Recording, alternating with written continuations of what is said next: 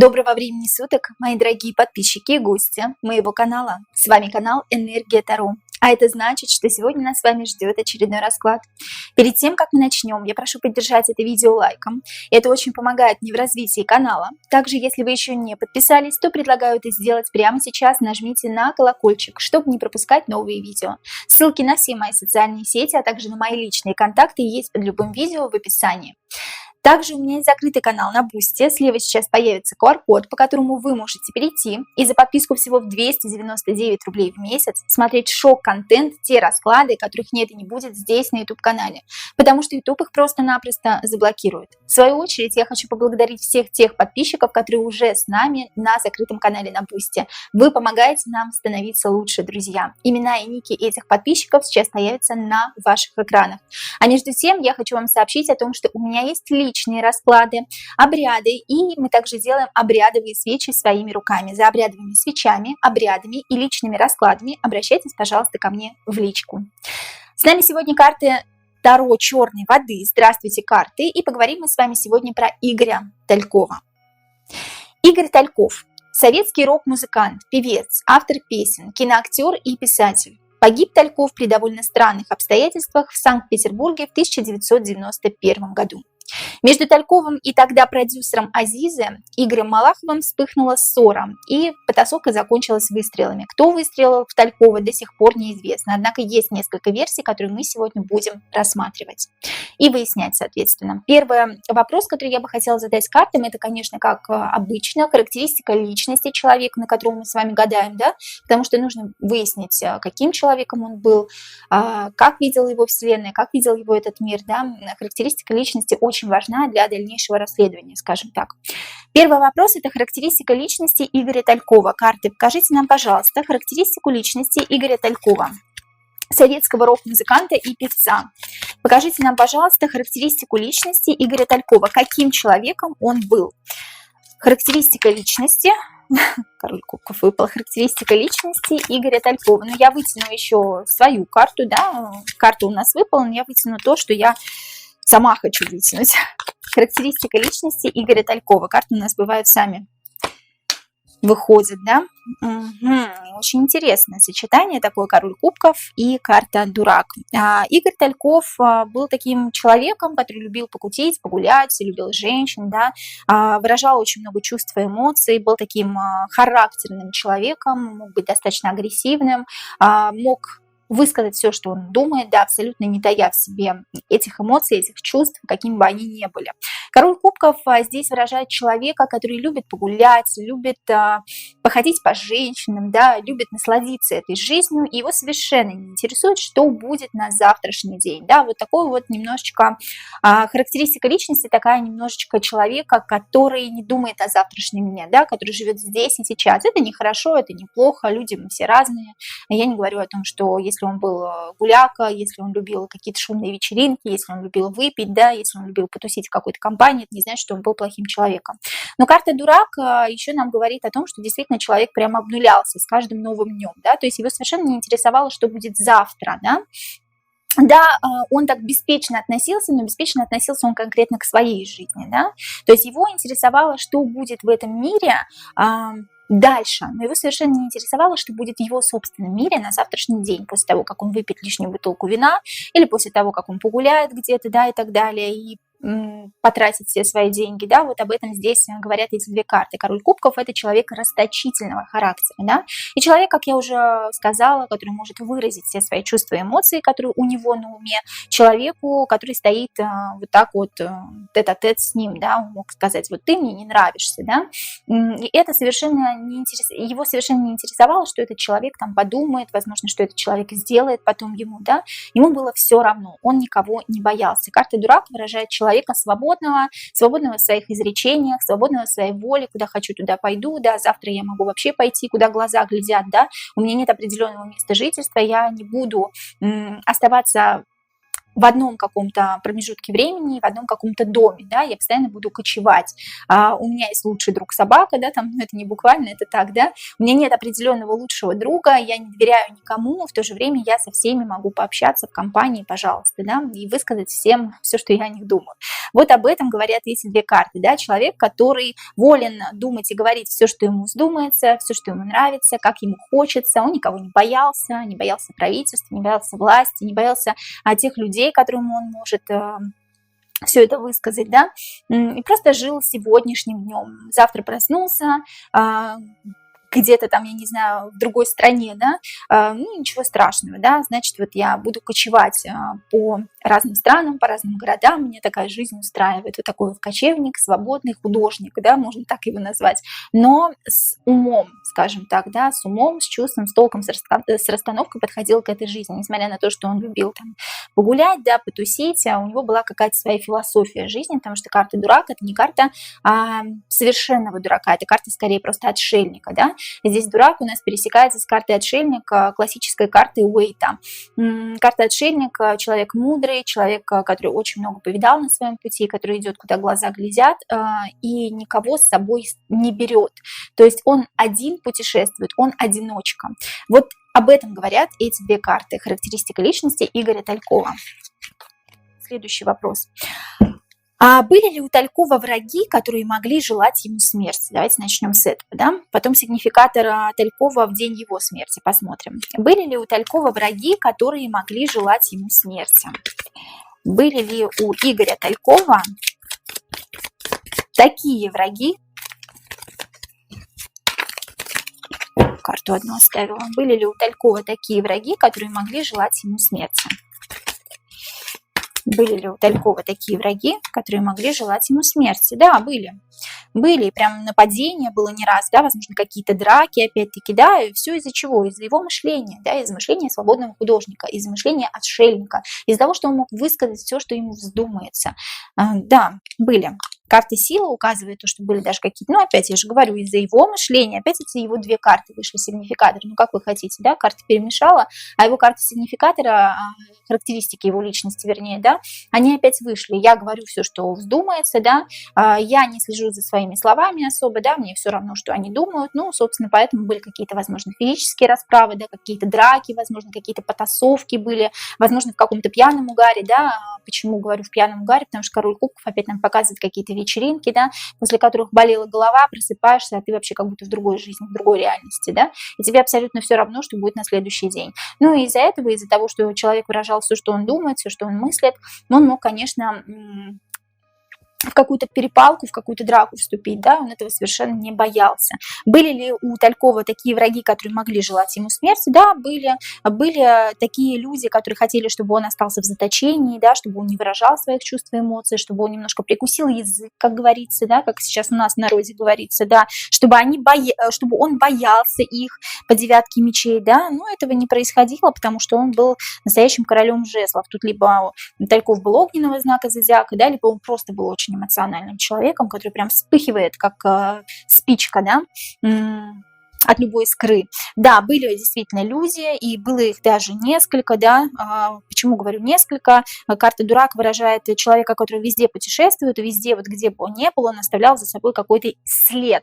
След того, что вот этот человек мне неприятен, он высказал все, что обо мне думает, да. Таких прямолинейных людей сейчас очень немного, скажем так, да. И мы сейчас все пытаемся следить за своим языком так или иначе, да. Пытаемся быть тактичными, но вот Тальков в токсичности абсолютно токсичностью не отличался, может быть, даже токсичностью отличался, скажем так, да, но опять-таки это не хорошо, не плохо, просто человек был такой.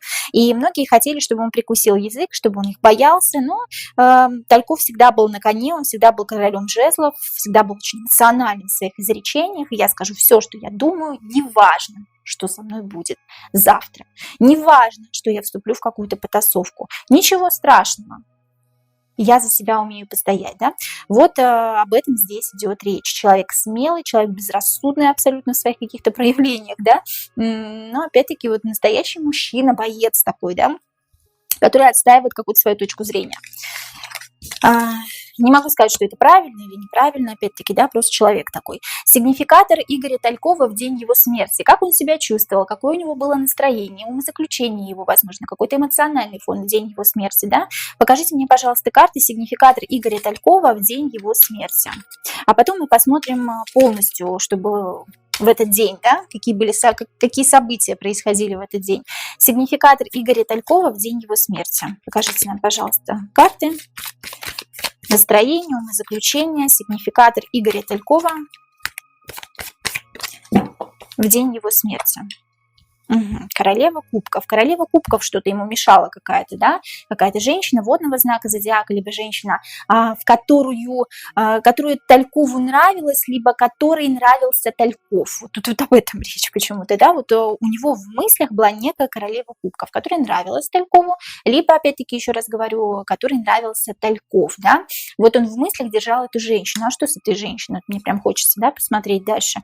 Я вытянула сигнификатор, но сигнификатором являются все мысли Талькова о некой женщине, которая немножко, как он считал, распоясалась, да, то есть ставить себя во главу угла, а это неправильно, это нечестно. Вот он думал об этом, об этой женщине он думал именно так. А что с этой женщиной? Да, такое ощущение, как будто она ему как в лицо мне плюнула, да, ради денег, ради того, чтобы каких-то денег, какую-то славу, да, заиметь, получить, вот она мне плюнула в лицо. Это у нее просто так не пройдет, это у нее просто так не прокатит, думал Тальков, да. Опять-таки, какая-то женщина здесь в день его смерти фигурировала в его мыслях, и он думал о том, что она обнаглела. Плюнула мне в лицо ради каких-то денежек, ради каких-то пентаклей, а я такого не люблю, я такого не потерплю. Вот об этом думал Игорь Тальков в день своей смерти.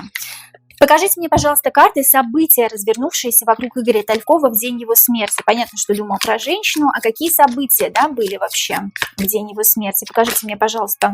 Мне прям карты хотят рассказать свою историю. Сегодня сами выпадают. Покажите мне, пожалуйста, карты события, развернувшиеся вокруг Игоря Талькова в день его смерти. События, развернувшиеся вокруг... Это втроем отдыхал, пировал, что-то неправильное делал. Так, интересно, сейчас расскажу, друзья мои. Сейчас все 6 карт вытяну.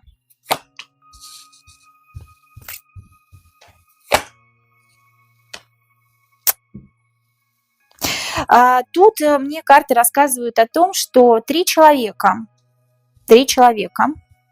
попросили о чем-то Талькова. Шестерка пентаклей, карта подаяния. Я прошу тебя, мы просим тебя, 3 человека, 3.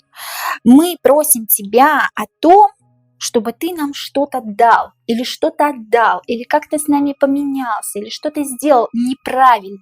Карта влюбленных, однополая любовь здесь, да, на карте 2 девушки, здесь неправильная любовь, однополая любовь. Но здесь говорится не об однополой любви, здесь говорится о том, чтобы сделать что-то неправильное и как-то мимикрировать, как-то подстроиться. То ли подстроиться под них. Да, все, поняла, друзья мои, прошу прощения за мой мыслительный процесс, да, здесь 3 человека просят Талькова в день его смерти, какие события развернулись, да, в день его смерти просят о чем-то неправильном, как Тальков думал. Вот Тальков думает, ну это же о чем-то неправильном они меня просят. Они просят меня подстроиться под себя, карты мимикрии. Мимикрировать под себя, просят меня сделать то, что я не хочу делать. И я, конечно же, начала отстаивать свои интересы.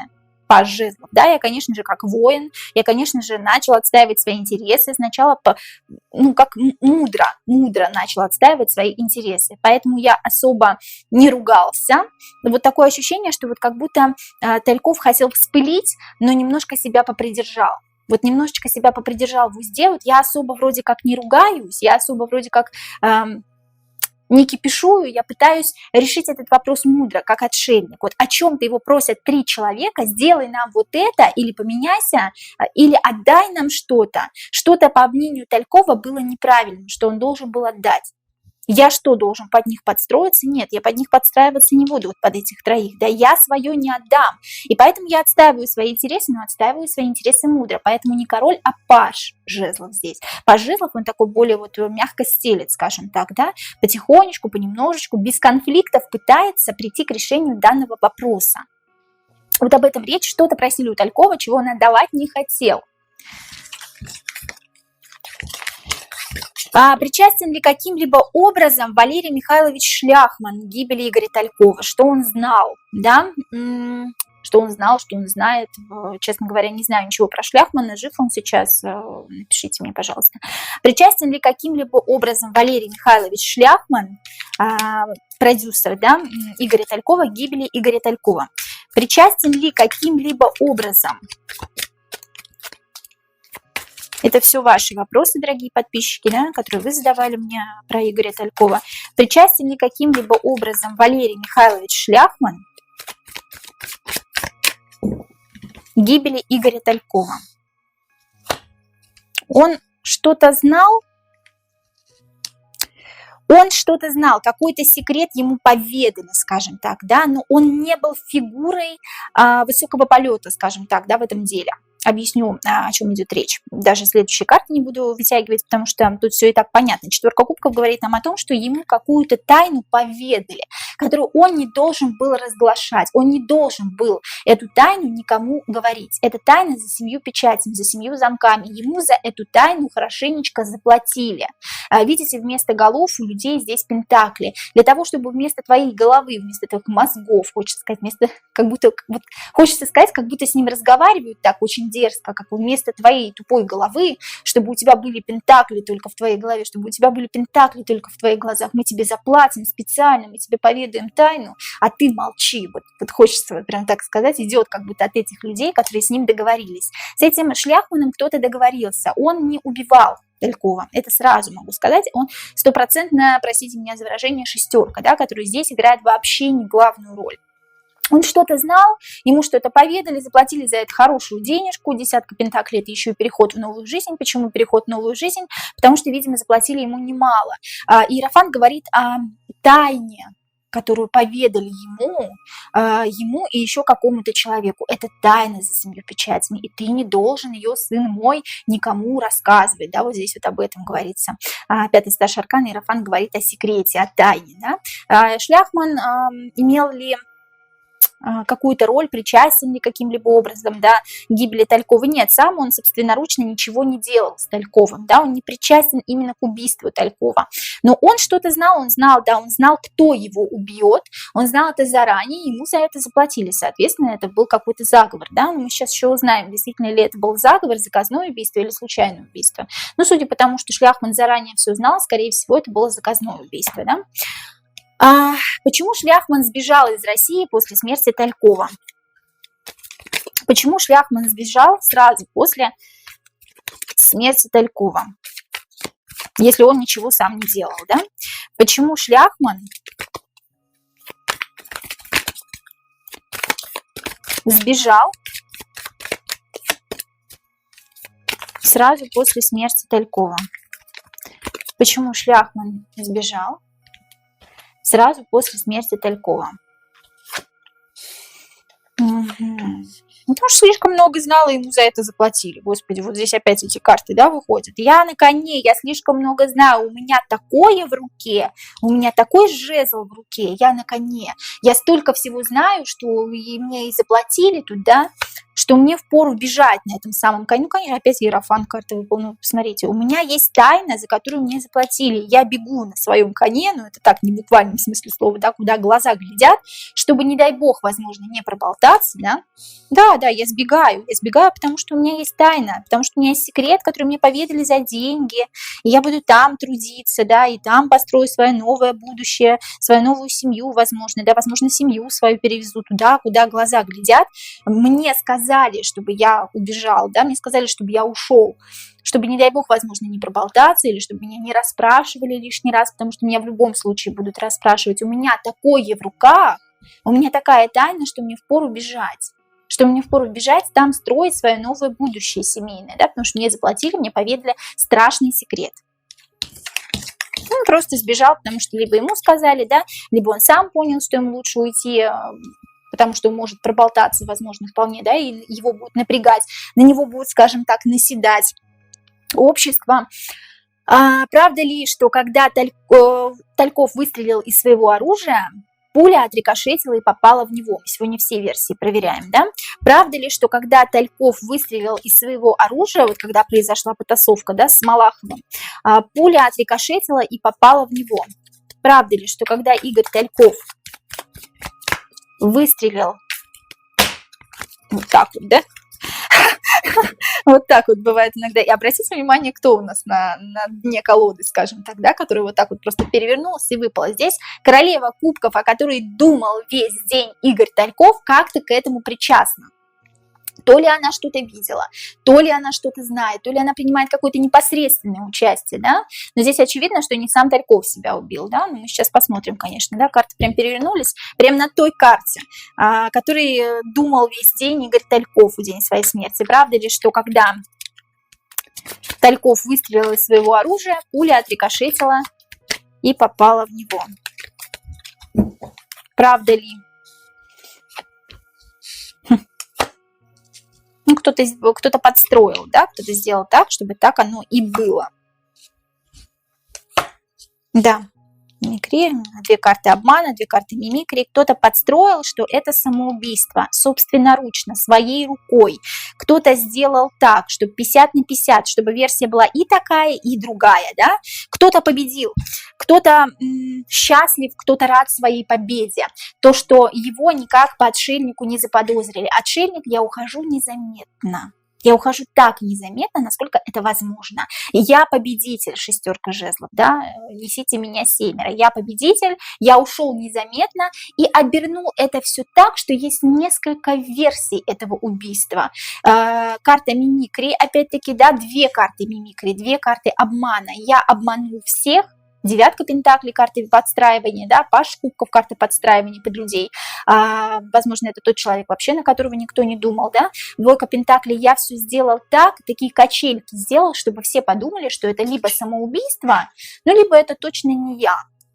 Вот об этом здесь речь, да. Тут как своей рукой, собственноручно я... Ну, тут как вот, как самоубийство, да, произошло, как будто бы. Но на самом деле нет. Нет, 2 карты обмана. На самом деле нет, я все подстроила так, как будто бы вот это несколько версий, чтобы люди думали о нескольких версиях. И я как победитель ушел на дно, да, залег на дно, скажем так. И никто на меня даже и не подумал. Следующий вопрос. Убийство Талькова было заказным или случайным? Давайте все-таки проверим эту версию, да. Все версии сегодня проверяем. Убийство Талькова было заказным или случайным? Так. Убийство Талькова было заказным. Убийство Талькова было заказным или случайным? Заказным или случайным? Заказным, конечно. Конечно, заказным. Карта 3 пентаклей – это карта подстраивания, кто-то под кого-то подстроился. Нет, точно это бы не было случайным, это кто-то под кого-то подстроился и кто-то убил. Рыцарь мечей – это тот, кто идет на рожон, тот, кто идет одержать свою победу, и тот, кто с мечом идет пролить чью-то кровь. Конечно, это было заказным убийством, это не было случайным, Игорь себя нечаянно не убивал. Хочется даже сказать, ну что он дурак, что ли, да, то есть вот так вот такая нелепая смерть, оно, конечно, бывает, но Игорь не вяжется по характеристике личности с тем человеком, который мог бы так глупо покончить жизнь самоубийством нечаянно, да. Следующий вопрос, друзья мои. Кто убил Игоря Талькова и за что? Кто убил Игоря Талькова и за что? Давайте сначала, кто убил Игоря Талькова, женщина или мужчина это были, да? Кто убил Игоря Талькова? Сначала, кто убил Игоря Талькова? Давайте разделим как-то эти 2 вопроса. Кто убил Игоря Талькова? Мы уже выяснили, что это было не случайное самоубийство, да? Заказное убийство. Кто убил Игоря Талькова? Женщина его убила. 2 женские фигуры, рука. Своей рукой убила женщина. И никто об этом даже не знает и не догадывается. 3 женщины. То есть одна, ну как бы это были не 3 женщины у меня вышли. Женщина, о которой даже не думают сейчас, которую все защитили, которую все защищают до сих пор, которую все защитили тогда, она как вот как в каком-то венке, в каком-то коконе, про нее даже, возможно, и не подумал никто, да? Женщина, которая мимикрировала, которая притворялась другом, которая притворялась, возможно, какой-то хорошей знакомой, да, которая была вот на вась-вась, хочется сказать, да, с Игорем Тальковым, и о которой, возможно, Игорь Тальков в тот день думал. Не зря у меня выпала, помните, королева кубков? Так интересно, да? Вот женщина, про которую никто бы не подумал, которую все охраняли, защищали, почему-то ее нельзя было трогать, она была в каком-то венке, да? То есть я такая вот, не трогайте меня, да? Такое ощущение, как будто эта женщина даже потом как-то не в России жила, что ли, или как-то как уехала. Вот такое ощущение складывается, да? Девятка пентаклей – это карта у нас мимикрии, подстраивание под человека, императрица, да.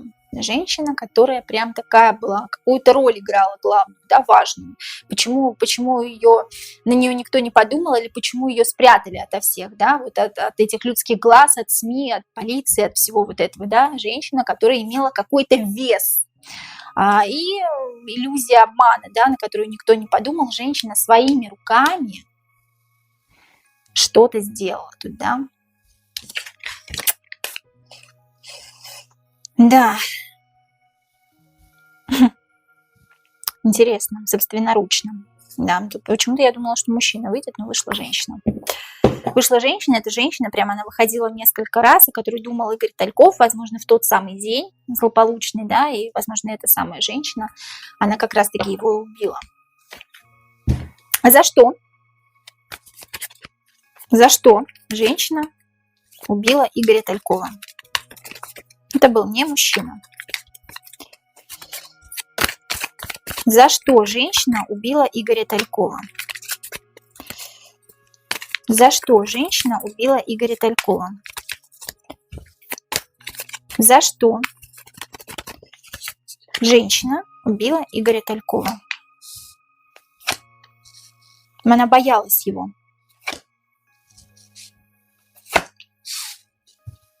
Она боялась и пыталась, это женщина, я говорю, она опять выходит, она боялась и пыталась подстроиться как-то под него, разбитое сердце почему-то, то ли он ей, что ли, сердце разбил, господи, боже мой, что за страсти вообще?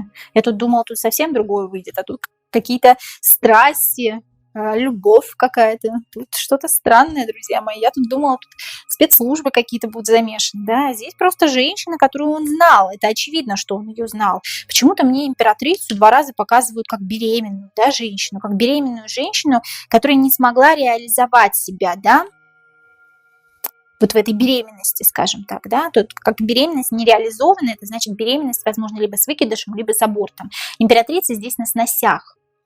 Эта женщина когда-то была беременной, возможно, беременна была от него. Вот что интересно. Помните, я вам говорила, что Игорь любил погулять, да? Возможно, она когда-то была беременна от него, была на сносях, и эта иллюзия не случилась. То есть случился аборт, либо случился выкидыш по страшному суду. Так было нужно. По карме, да, по карме прилетела. Эта беременность не случилась, этому ребенку не суждено было появиться на свет. Императрица здесь беременная. Девятка пентаклей говорит о подстраивании под этого человека, потому что она его боялась. Она боялась Игоря Талькова, и он разбил ей сердце. Он сделал что-то такое, тут какая-то как любовная линия. И любовная линия в одни ворота. Женщина, которая любила, но которую не любили. Вот такое ощущение. Либо которые отвергли, либо которые сказали, иди делай аборт. Да, здесь вот именно, здесь не спецслужбы, друзья мои. Я понимаю, что у Игоря было много каких-то врагов, да, ну, потому что он говорил им в лицо все, что он о них думает, да. Я понимаю, что он пел такие песни, да, которые могли как-то повлиять на русский народ, да, но мы сейчас еще об этом посмотрим. Здесь нет, здесь, друзья мои, все совершенно иначе. Здесь какая-то женщина, которая преследовала какие-то личные цели. Она его боялась почему-то и была жестоко как-то им, не то чтобы обманут, он ей прямо напрямую сказал. Он как-то ей разбил сердце. Интересно. Не думала я, что здесь любовная линия всплывет, честно говоря. Странно. Следующий вопрос. Имеет ли какой-либо символизм упавший в день похорон Талькова икона Казанской Божьей Матери. Даже немножко повергло в шок меня откровение карт по поводу женщины. Что это за женщина? Имеет ли какой-либо символизм упавшая в день похорон Талькова икона Казанской Божьей Матери? Имеет ли какой-либо символизм упавшая в день похорон Талькова икона Казанской Божьей Матери? Да нет, ничего она не имеет.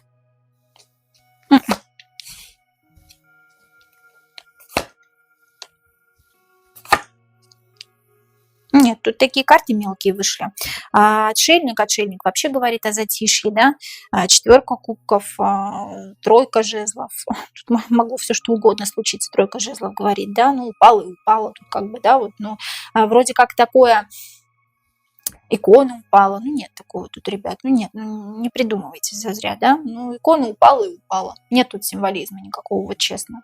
Здесь вот все гораздо проще. Вот все гораздо проще, не так запутано, как вы все думаете. Никаких спецслужб, никаких каких-то тайн сумасшедших, да, каких-то хитросплетений, чего-то такого. Здесь просто какая-то любовная линия, которая была сыграна в одни ворота. Вот здесь вот об этом речь. О какой-то женщине, о Игоре, у которой что-то было с этой женщиной. Эта женщина имела какой-то вес. Весомый аргумент, скажем так, да, и эту женщину почему-то вот всю жизнь прячут, да, ну, прячут не в том плане, как-то прикрыли ее, да, просто и все, эту женщину, потому что, видимо, она имела то ли деньги, то ли, возможно, какие-то связи хорошие, да, она имела, эта женщина. И, по сути, как бы никто и не сказал на нее, да. По поводу иконы Божьей Матери, ну, я здесь не вижу никакого символизма. Связаны ли между собой убийства Игоря Талькова и Виктора Цоя? Потому что они оба были такими людьми, которые, знаете, пели патриотические песни, «Вставай, поднимайся, народ», да, и так далее, «Ждем перемен» и так далее, да, то есть у них немножечко были похожи, скажем так, мировоззрения. Но мы уже поняли, что у Талькова немножко другая история, у Виктора Цоя, кстати, сейчас появится где-то здесь, да,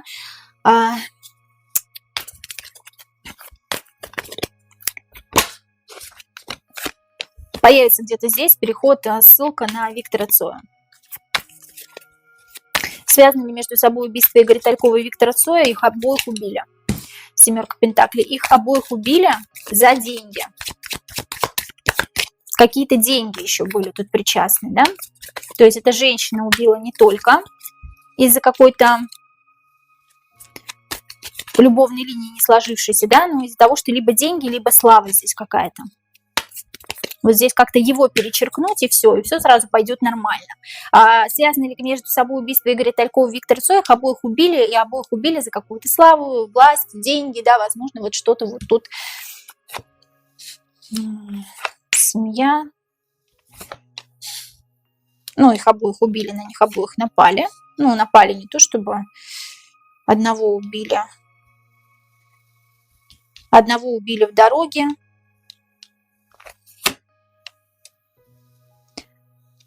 Одного убили в дороге, подстроили, а другого убили как в семье, как на сцене. Моя сцена, моя семья.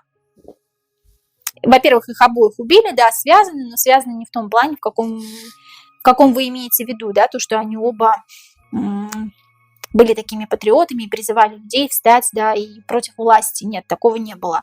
Здесь одного убили в дороге, поработали над этим, а другого убили, как вот моя сцена, моя семья, как на сцене или дома, как-то вот, знаете, ну, так как Талькова убили не на сцене, а в концертном зале, да, я так понимаю, в Санкт-Петербурге, вот как моя сцена, моя семья, меня там убили, да, как выстрелили в меня, а меня убили в дороге. Виктор Цой говорит, да, он на машине разбился как раз. Одно убийство подстроили, другого убили. Но все было как бы не то чтобы заказным. Все было так, как хотели эти люди, да? Одна хотела какую-то любовную свою подоплеку, да, имела. Какая-то любовная линия здесь имела место быть. Но обоих связывали деньги, власть, что-то вот Что-то вот в этом роде, да. Вы извините меня, что я немножечко так заплетается у меня язык, немножечко торможу, объясню почему, потому что я пытаюсь понять суть, уловить суть, да, что карты мне хотят сказать в плане того, как эти убийства связаны. Нет, эти убийства не связаны на фоне патриотизма этих песен, их песен, да. Одному заказчику нужно было что-то одно, другому что-то другое. Но оба их убили, деньги там тоже присутствовали и, возможно, какая-то популярность, да, их. Действительно ли своим творчеством Тальков хотел пробудить людей и привести их к осознанию? Действительно ли Тальков своим творчеством хотел пробудить людей и привести их к осознанию какому-то, да? Действительно ли Тальков своим творчеством хотел пробудить людей и привести их к осознанию? Да, хотел перевернуть мир, хотел поднять всех, да, с колен, хотел, чтобы... Как-то императрица помешала, императрица помешала. Интересно, интересно. Женщина, которая обманула всех, да, вот уж это императрица. Эта императрица какую-то роль играла в его жизни. В Игоре Талькова, в жизни Игоря Талькова не первую, не последнюю. Интересно. Во-первых, да, с помощью песен Тальков хотел перевернуть сознание людей и привести их к тому, чтобы люди встали, поднялись против власти, против беззакония и так далее и тому подобное. Но он не успел этого сделать, понимаете? Потому что женщина, на которую никто не подумал, сделала это своими руками, убила его своими руками, забрала мечи и ушла восвоясь. То есть на нее никто даже и не подумал, возможно, да? То есть она как бы не при делах, как бы ни при чем. В подозреваемых вообще не числюсь, скажем так, да? Опять это женщина. Но это женщина везде выходит, друзья мои. Императрица, да? Здесь еще можно немножечко по-другому интерпретировать карты, да? И так, скажем так, да. Императрица – это родина, да. Императрица – это родина, и человек, то есть Игорь Тальков, хотел перевернуть сознание людей и привести их к тому, чтобы на своей родине они не пребывали в иллюзиях, а что-то начали делать своими руками и перестали слушать правительство, перестали слушать ту лапшу, которую правительство вешает нам на уши. Вот об этом здесь речь, да? С помощью своих песен он хотел перевернуть сознание людей, чтобы люди стали мудрее, чтобы люди начали мыслить критически. Вот об этом здесь речь. Но императрица это выходит везде. Императрицу можно интерпретировать здесь как человека и как родину-мать, да? Именно в данном контексте, именно в данном вопросе. Выполнил ли Тальков свою миссию в этом земном проявлении под тем именем, что мы его знаем? Выполнил ли Игорь Тальков свою миссию в этом земном проявлении под тем именем, что мы его знаем? Или он мог еще много всего сделать, хорошего или плохого, возможно, да? Выполнил ли Игорь Тальков свою миссию в этом земном проявлении под тем именем, что мы его знаем? Такой же вопрос задавала, когда на Виктора Цоя, да, делала расклад. Нет, не выполнил.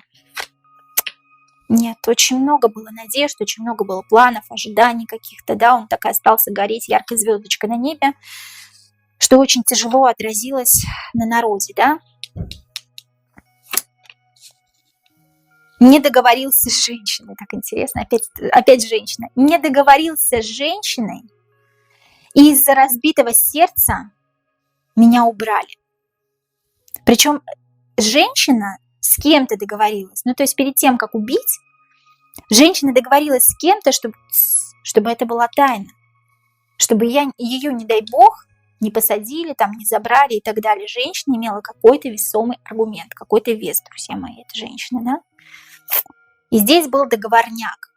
Здесь женщина собственноручно убила, но, возможно, придумали вот эту потасовку между Игорем Малаховым, между Игорем Тальковым. Возможно, этой потасовки и не было. Понимаете, о чем речь? Женщина с кем-то договорилась, меня убили, да, все пропало. Стало тяжело после моего ухода, а я еще мог столько планов совершить, сделать чего-то хорошего, да, того, что было у меня в планах. Переродился ли Игорь Тальков? Что с ним сейчас?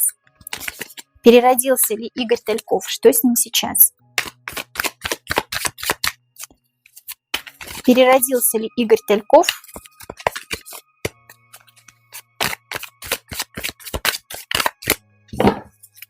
переродился ли Игорь Тальков и что с ним сейчас?